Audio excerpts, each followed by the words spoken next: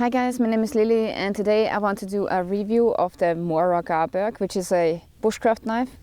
And as you guys know, I'm switching out my knives every now and then because I want to test out different style of knives. And today I want to take a closer look on the Mora Garberg. Stay tuned. Okay, so the first thing that I noticed when I got the knife is that the sheath is completely different than the other sheaths they have. It seems a little bit more high quality, and they have added this security strap here so that the knife doesn't fall out by itself, which I very much like.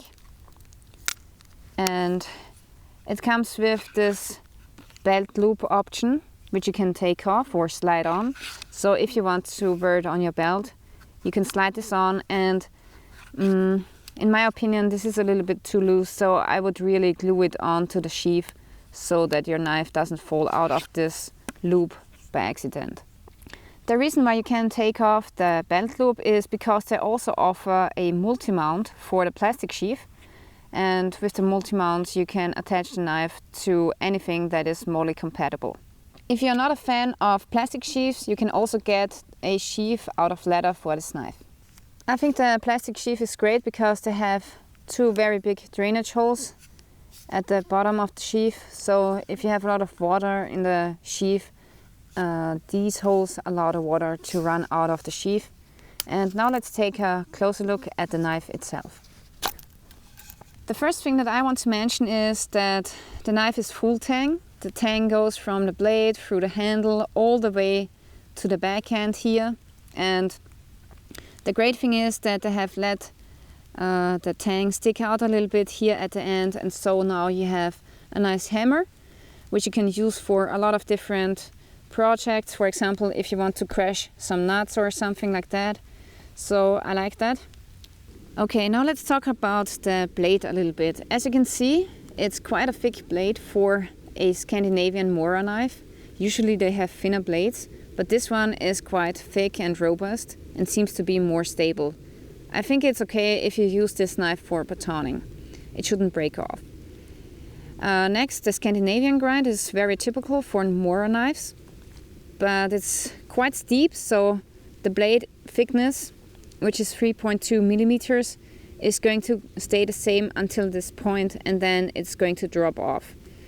So yeah, it seems to be very robust, and I think they have done a very good job on the blade design. Except that I think that the blade is a little bit short. It's 10.9 centimeters long, and yeah, I think that's a little bit too short to consider it as a one-item survival knife. So I would rather call it a bushcraft knife because it's a little bit short for a survival knife. I like that the steel is stainless and it's some kind of Swedish steel. I don't have a lot of experience with it, but in the course of time the steel will show if it's tough or not, if it's going to break or not, if it's going to chip, or if it's going to hold the edge very well. Now let's talk about the handle a little bit. As you can see, it's a black handle. It's made from plastic.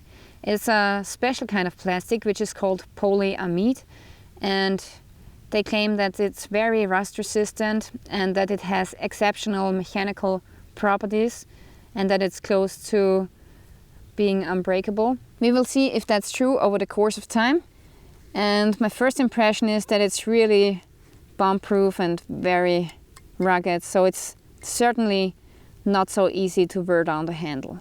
You can see a very special pattern here at the handle as well, which is called the rhombus pattern, which gives you a little bit more grip, so when your hands are wet or full with dirt, you still have grip on the knife, and I think that's a great safety feature.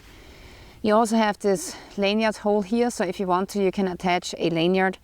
I'm not a big fan of a lanyard, so I would advise you not to attach lanyards to your knife, but if you want to do so, you can, because they have made this hole in the handle. They have made the handle quite symmetrical, so you can take it like this or in reverse grip like this. And I think it's great to make the handles symmetrical because it gives you more cutting options and carving options. However, I have to say the only thing that I don't like is that I don't have used a proper finger coil. like for example with other Mora knives, they have proper finger coils so that you don't slip over onto the blade. So I'm not a fan of these kind of handles. I know it's a tradition in Scandinavia that you almost don't have any finger coil, no protection for your finger. Yeah, it's no problem for professionals, but actually a lot of knife users are no professionals, and I think it's important to make this a little bit bigger so that you don't accidentally cut yourself when you slip over with your finger. So that's the only thing that I don't like. And yeah, I have to say, when I grip the knife like this, it's a little bit peculiar because here the diameter is a little bit smaller than, for example, here at the back. And actually when I take the knife in reverse grip from the back side, it feels a little bit better than taking the knife like this, because it's quite small here in diameter. So I would like the knife handle better if they just reversed it like this, like if they turned around the handle, then you would have a little bit better of a finger coil. And I believe it feels a little bit better in the hand if you take it like this than so.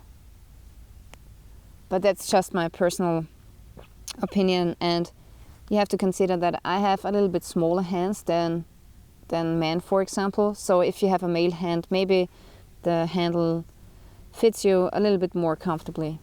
Okay, now I want to try out the knife and carve some wood with it. But first I have to baton off a little chunk of wood here.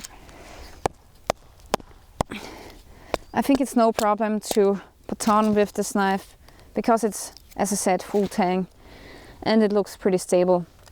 And a Scandinavian grind makes it very stable. It's one of the most stable grinds that you can have.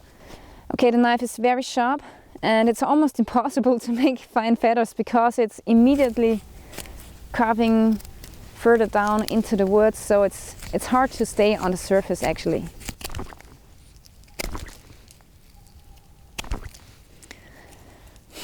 Yeah, there's no doubt that this knife is cutting like hell. It's super sharp, razor sharp.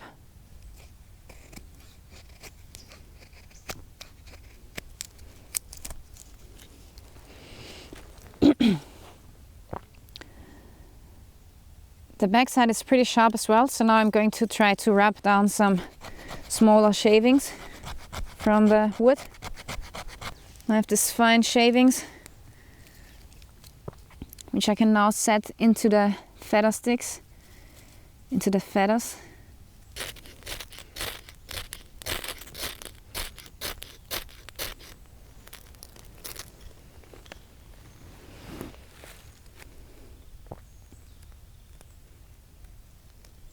Yeah, it's pretty important that the back of the knife is sharp, because otherwise when people get lazy they will use the blade instead, and that's something that you shouldn't really do because then the heat treatment of the blade gets damaged.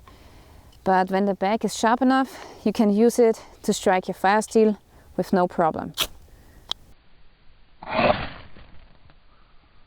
Okay, next I want to do a small batoning test, and this here is hard beechwood, which is great to test out the blade and to put a little bit more stress on the blade. So now I'm going to baton through this chunk of wood here. Let's see if the blade breaks or not.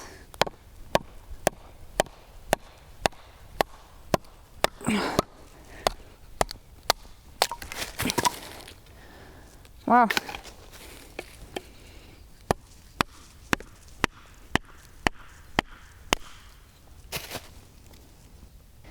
This is really one of the toughest blades that I have seen from Mora.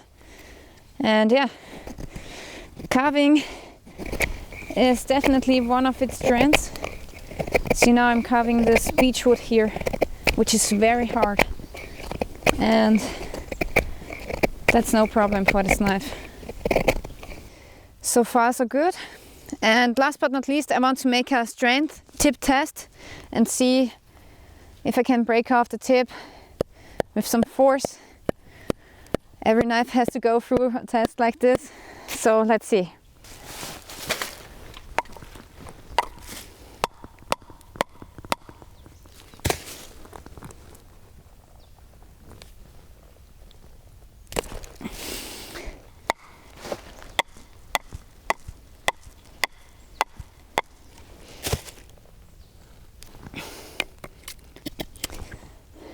I couldn't break off the knife tip.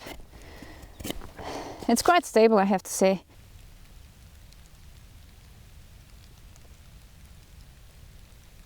Yeah guys, so this was the review of the Mora Garberg. Pretty cool knife. And yeah, if you want to see more videos like this, make sure that you're subscribing to my channel. Also make sure that you click on the notification bell, because sometimes it happens that my videos are not shown in the subscription feed anymore. So that's some kind of new thing that is going on with YouTube. So if you want to make sure that you're getting notified when I upload my videos, make sure that you click on the notification bell. I want to thank you for watching and stay tuned till next time.